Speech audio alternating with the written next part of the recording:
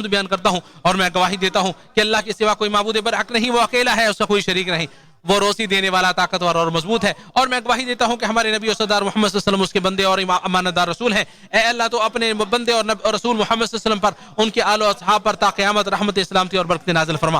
حمد و صلات کے بعد نیک اعمال کر کے اور محرمات سے اجتناب کر کے اللہ تعالیٰ سے ڈرو۔ اللہ تعالیٰ کے بندو، غفلت، اعراض اور امیدوں کے دھوکے سے اٹھ کر اللہ کی جانب دوڑو، کیونکہ تم ایک متعین وقت کے لیے ہی بھیجے گئے ہو۔ ہر دور کی چیز قریب ہو جاتی ہے اور ہر نئی چیز پرانی بھی ہو جاتی ہے۔ اللہ تعالیٰ نے تمہیں رسول اللہ صلی اللہ علیہ وسلم کی اتباع کرنے کا حکم دیتے ہوئے ارشاد فرمایا ہے، مسلمانوں تمہارے لیے اللہ کے رسول کی ذات میں بہترین نمونہ ہے جو بھی اللہ اور یوم آخرت کی امید رکھتا ہو اور اللہ کو بکثرت یاد کرتا ہو۔ عائشہ رضی اللہ تعالیٰ عنہا سے روایت ہے کہ نبی صلی اللہ علیہ وسلم ہر وقت اللہ تعالیٰ کو یاد کیا کرتے تھے، اسے امام مسلم نے روایت کیا ہے۔ زید بن اسلم فرماتے ہیں کہ موسیٰ علیہ السلام نے کہا کہ اے میرے رب، تو نے مجھ پر بہت زیادہ احسان کیا ہے، اس لیے تو مجھے شکر ادا کرنے کا طریقہ سکھا۔ تو اللہ تعالیٰ نے فرمایا تم مجھے بہت زیادہ یاد کیا کرو، اگر تم مجھے بہت زیادہ یاد کرو گے گویا تم نے میرا شکر ادا کر دیا، اور اگر تم مجھے بھول جاؤ گے تو تم نے میری ناشکری کی۔ اسے امام بحقی نے شعب الایمان میں روایت کیا ہے۔ سلف صالحین رحمہ اللہ ہمیشہ اللہ تعالیٰ کے ذکر میں مشغول رہا کرتے تھے، کیونکہ وہ اللہ سے بھرپور محبت کرتے تھے۔ جیسا کہ ابو ہریرہ رضی اللہ تعالیٰ کی 2000 دانوں والی تسبیح تھی، وہ اس وقت تک نہ سوتے جب تک مکمل سبحان اللہ کی تسبیح نہ کر لیتے۔ اسے ابو نعیم نے حلیہ میں روایت کیا ہے۔ ابن سیرین رحمہ اللہ کی عام گفتگو سبحان اللہ و بحمدہ سبحان اللہ العظیم ہوا کرتی تھی، اور خالد بن معدان رحمہ اللہ ہر روز تلاوت قرآن کے علاوہ 40,000 مرتبہ سبحان اللہ کہتے تھے۔ اسے بھی ابو نعیم نے حلیہ میں روایت کیا ہے۔ آج کے دور میں مسلمان کو ذکر الہی میں مشغول رہنے کی سخت ضرورت ہے، کیونکہ فتنے بہت زیادہ ہو گئے ہیں، لوگوں کے دل بہت زیادہ غفلت کا شکار ہو گئے ہیں، نگاہیں شہوت زدہ ہو چکی ہیں، شبہات اور خواہشات کا دورہ ہے، اور جب دنیا کی رنگینیوں سے انسان دھوکہ کھانے لگے تو ایک مسلمان کو چاہیے کہ وہ اذکار کی کتابوں کو حرز جان بنا لے جو اس کے لیے بصیرت اور نفع بخش ہوں، اور ان اذکار پر عمل بھی کرے۔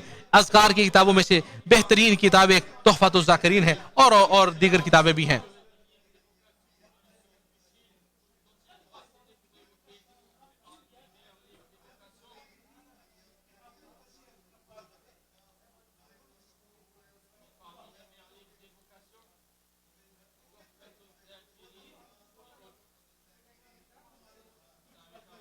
اللہ کے بندو، یقیناً اللہ اور اس کے فرشتے نبی صلی اللہ علیہ وسلم پر درود بھیجتے ہیں، پس ایمان والو تم بھی ان پر کثرت سے درود و سلام بھیجو۔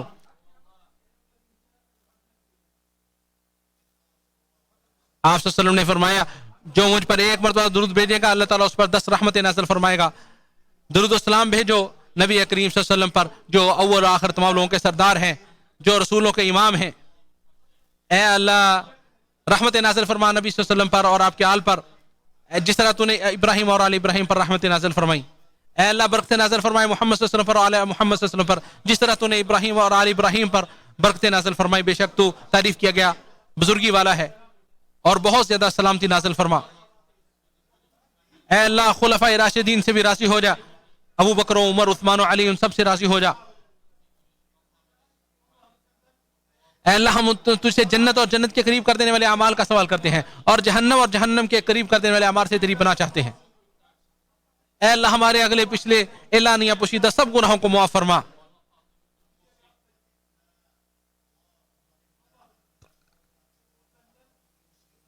اے اللہ ہر مسلمان کے معاملات کی اللہ تو ہی والی بن جا۔ اے اللہ مقروضوں کے قرض ادا فرما دے، ان کی مدد فرما، بے شک تو ہر چیز پہ قادر ہے۔ اے اللہ ہمارے فوج شدگان اور مسلمانوں کے فوج شدگان کی مغفرت فرما۔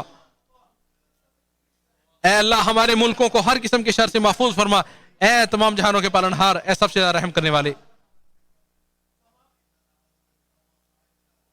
اللہ ہمیں اور ہماری اولاد کو شیطان کی اولاد سے ہمیں محفوظ فرما،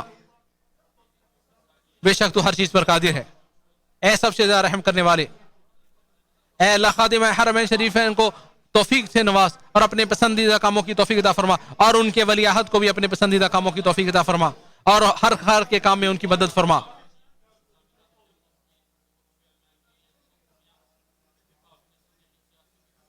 بے شک تو ہر چیز پر قادر ہے۔ اے ہمارے رب دنیا و آخرت میں ہمیں بھلائی عطا فرما اور ہمیں آگ کے عذاب سے محفوظ فرما۔ اللہ کے بندو، بے شک اللہ عدل اور احسان اور قرابت والے کو دینے کا حکم دیتا ہے اور بے حیائی اور برائی کے سرکشی کے کاموں سے منع کرتا ہے۔ وہ تمہیں نصیحت کرتا ہے، تم نصیحت حاصل کرو، اللہ تعالیٰ کا ذکر کرو، اللہ تعالیٰ کا ذکر بہت بڑا ہے، اللہ تعالیٰ کا شکر ادا کرو، وہ تمہیں اور عطا فرمائے گا اور اللہ تعالیٰ جانتا ہے جو تم کر رہے ہو۔ پھروں کو مٹا دیا، اے اللہ تو رحمتیں اور برکتیں نازل فرما اپنے بندے اور رسول محمد صلی اللہ علیہ وسلم پر، ان کے آل پر اور معزز صحابہ کرام پر۔ حمد و صلات کے بعد اللہ کے بندو، تقوی الہی اختیار کرو، تقوی الہی اختیار کرو، نیک کاموں کو انجام دے کر اور برائیوں سے دور رہ کر اس کا تقرب حاصل کرو، کیونکہ جو اللہ سے ڈرے گا اللہ اس کے لیے کافی ہو جائے گا، اور جو اپنی خواہش کی پیروی کرے گا اور دنیا کو ترجیح دے گا وہ ناکام و نامراد ہوگا اور آخرت کی دائمی نعمتوں سے محروم رہے گا۔ ارشاد باری تعالی ہے جس نے سرکشی کی اور دنیاوی زندگی کو ترجیح دی تو بے شک جہنم اس کا ٹھکانہ ہوگا، اور جو اپنے رب کے مقام سے ڈرا، جو اپنے رب کے سامنے کھڑا ہونے سے ڈرا اور اپنے نفس کی خواہش کی اتباع سے رکا تو بے شک جنت اس کا ٹھکانہ ہوگا۔ مسلمانوں، تمہیں تمہارے رب نے ایمان جیسے وصف کے ساتھ متصف کیا اور اس کے ساتھ مخاطب کیا، جو کہ انسان کی سب سے عظیم خوبی ہے کہ تم نیک اعمال کو وسیلہ بناؤ اور اعمال و ایمان کو باطل اور کمزور کرنے والی اشیاء سے محفوظ رکھو۔ ارشاد باری تعالی ہے، اے ایمان والو اللہ سے ڈرو اور اس تک وسیلہ تلاش کرو اور اس کی راہ میں جہاد کرو تاکہ تم کامیابی حاصل کر سکو۔ وسیلے میں تمام قسم کی عبادات شامل ہیں، خواہ ان کا تعلق اللہ تعالیٰ کے حکموں کو بجا لانے کے ساتھ ہو یا منع کردہ اشیاء کو ترک کرنے کے ساتھ ہو۔ اسی طرح وسیلہ اطاعت کے تمام وسائل و ذرائع کو بھی شامل ہے۔ خیرات و بھلائیوں کا سرچشمہ، سزاؤں سے نجات دلانے والا، اعمال صالحہ کا منبع اور ہلاکتوں سے بچنے کا مضبوط ترین قلعہ اللہ تبارک و تعالیٰ کا ذکر ہے۔ یہ فرائض و واجبات کی تکمیل کرتا ہے، عبادات کی کمی کو پورا کرتا ہے، اس کے ذریعے نیکیوں کے ثواب میں بڑھوتری ہوتی ہے اور گناہ مٹ جاتے ہیں۔ اس کے ثواب و فضیلت اور قدر و منزلت کا اندازہ اسی سے لگایا جا سکتا ہے کہ اللہ تعالیٰ نے نماز، حج اور دوسری بہت ساری عبادات میں اسے فرض قرار دیا ہے، اور شریعت نے ہر حال میں ذکر کرنے کی ترغیب دلائی ہے۔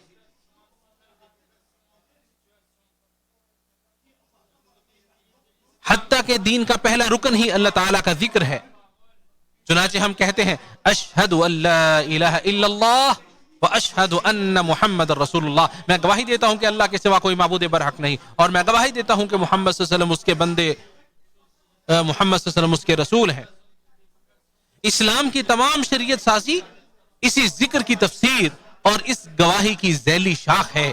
اس بات کی گواہی دینا کہ اللہ کے سوا کوئی معبود برحق نہیں، اس میں اللہ تعالیٰ کی وحدانیت کا اقرار ہے، اور اس بات کی گواہی دینا کہ محمد صلی اللہ علیہ وسلم اللہ کے رسول ہیں، اس میں اکیلے نبی صلی اللہ علیہ وسلم کی اتباع کا اقرار ہے۔ ارشاد باری تعالیٰ ہے،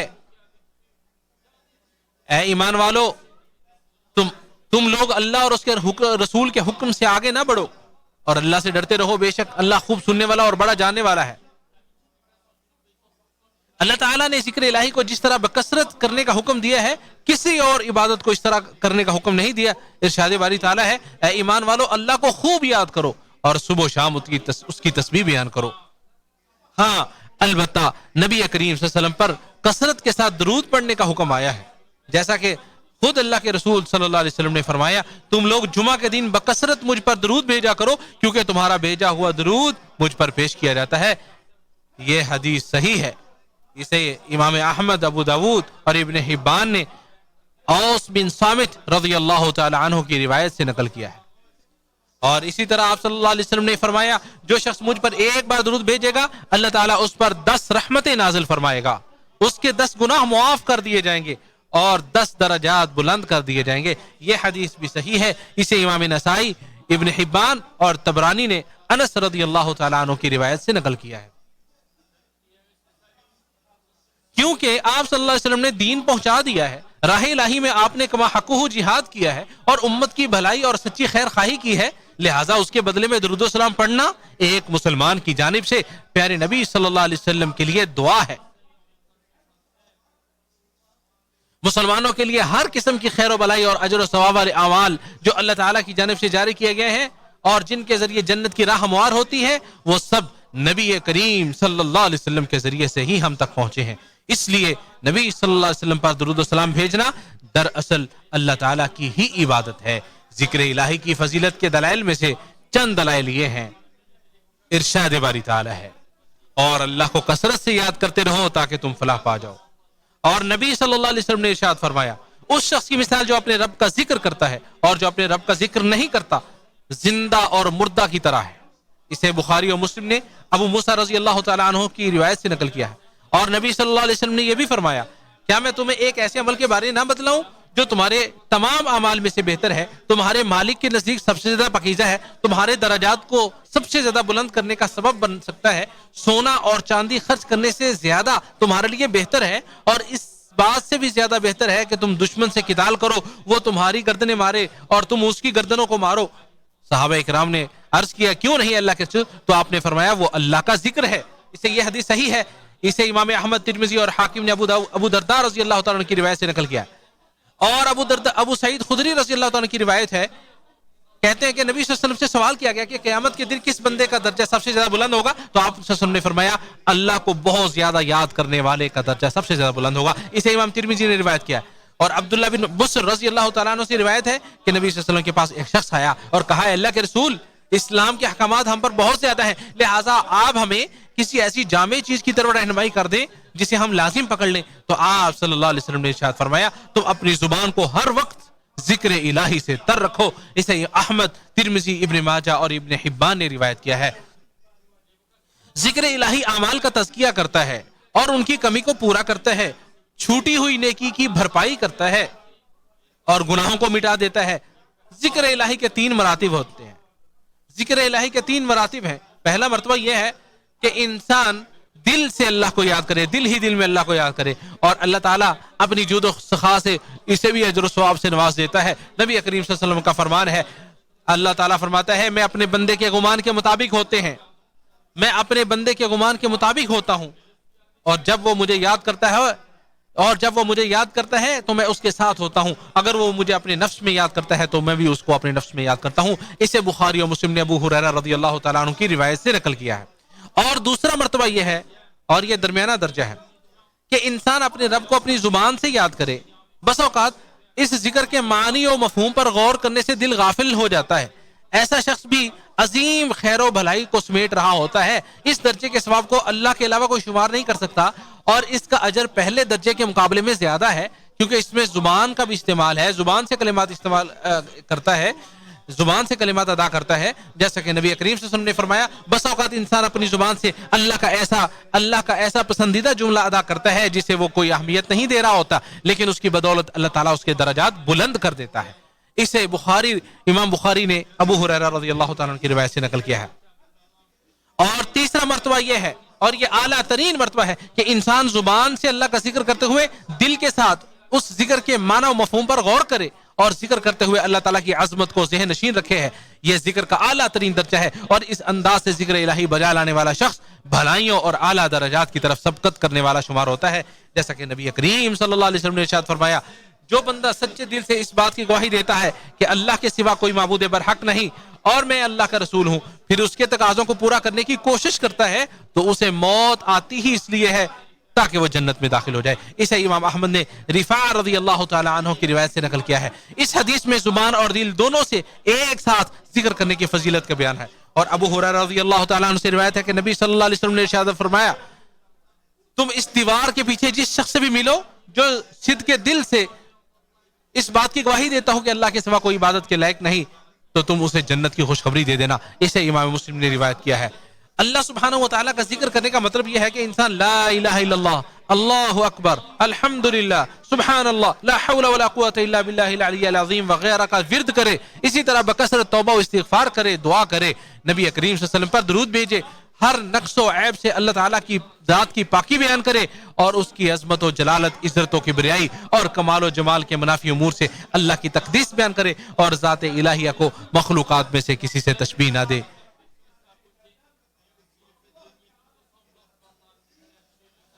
اللہ سبحانہ و تعالیٰ کی بہترین حمد و ثنا اس کے اسماء حسنہ، صفات علیہ اور افعال حکیمہ میں پوشیدہ ہے، جیسا کہ آیت الکرسی اور سورہ حشر کی آخری آیتوں میں موجود ہے۔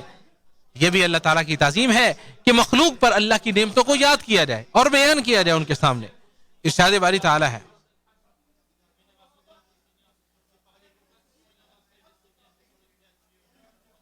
ارشاد باری تعالیٰ ہے، اے لوگو تم اپنے اللہ کی نعمت کو یاد کرو، کیا اللہ کے سوا کوئی اور پیدا کرنے والا ہے جو تمہیں آسمان اور زمین سے روزی پہنچاتا ہے؟ اور مزید فرمایا، اور اپنے اوپر اللہ کی نعمت کو یاد کرو کہ تم لوگ آپس میں دشمن تھے تو اللہ نے تمہارے دلوں کو جوڑا اور اس کے فضل و کرم سے بھائی بھائی ہو گئے، اور تم لوگ جہنم کی کھائی کے کنارے پہنچ چکے تھے تو اللہ نے تمہیں اس سے بچا لیا۔ ان کے علاوہ دیگر آیات بھی اس پر دلالت کرتی ہیں۔ اور ذکر الہی زبان پر ہلکا ہوتا ہے لیکن ترازو میں بھاری ہوتا ہے۔ ذکر اس وقت تک بارآور نہیں ہوگا، نہ اس سے دلوں کا تزکیہ ہوگا اور نہ ہی اعمال کی اصلاح ہوگی جب تک اسے اللہ اور اس کے رسول کی محبت میں نہ کیا جائے۔